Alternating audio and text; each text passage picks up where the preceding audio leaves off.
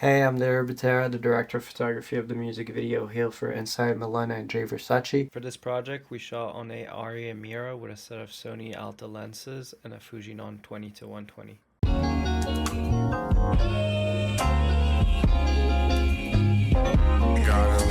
So the little star was shot on Kodak Vision 3 Super 8. It was the two directors, Mason and Declan, that were just shooting it between takes to get a little bit more. I always like to let the director shoot a little bit or operate the camera or even giving them their own little camera. I think it worked out very well, especially for the intro.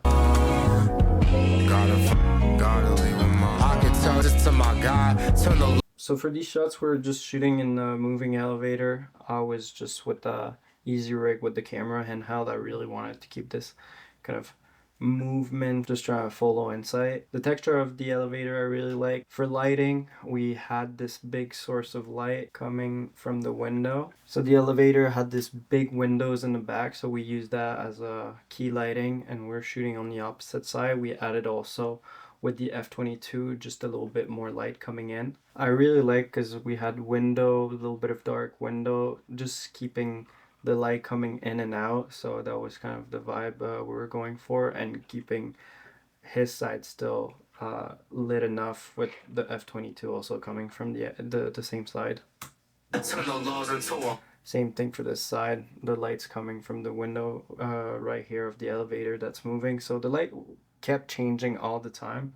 I really enjoyed working with this light because obviously the elevator was super tall. We didn't add anything outside to add on the light, but the sun was perfectly where it was supposed to be, coming here, wrapping around his face. So that shot was actually shot on a Sony a7S III with a 14mm lens. It was impossible to put the Amira low enough, and our widest lens was a 20, so we couldn't get this really like wide shot with, you can see the whole elevator, so that's the only one where we were cheating a little bit. So for this shot we're on sticks. I like how wide it is. It was hard on set to keep the tripod steady while the elevator was moving, but we just added a couple sandbags and ended up working pretty well. Again, here we just using the light coming from these windows. I really like what they're doing and bouncing all over. So for that wasn't too much of a setup.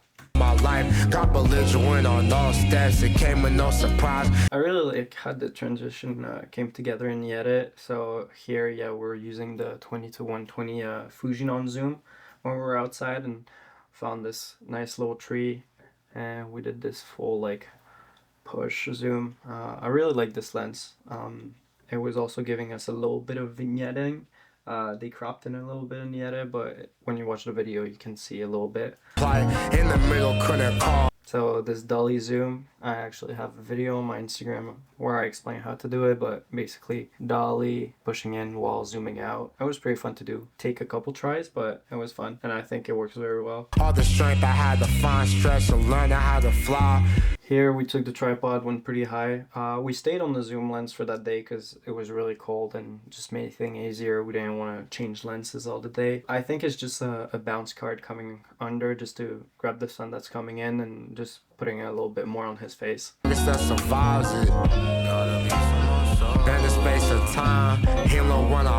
So that one seems really simple and whatever, but it was really hard having the timing of the pan tilt while zooming in and a lot of things going on at the same time.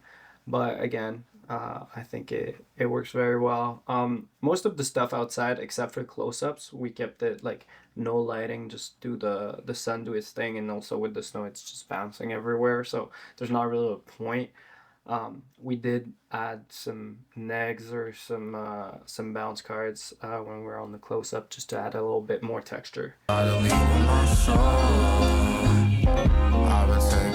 And then yeah, they just added it in post, like the sped up and kind of blurry effect.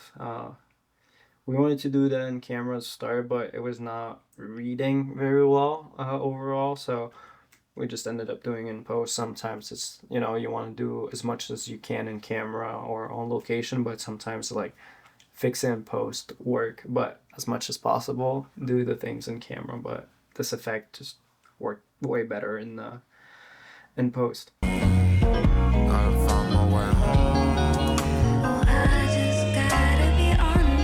Here, I think it was just a infinity bar coming in with also the lighting of the windows. I really like the composition of this shot. I mean, it's pretty classic, but I think it works, especially when you have the person in the back, you know, moving, dancing a little bit, vibing, and she's really taking a good amount of frame. I think it's looking a pretty cool frame.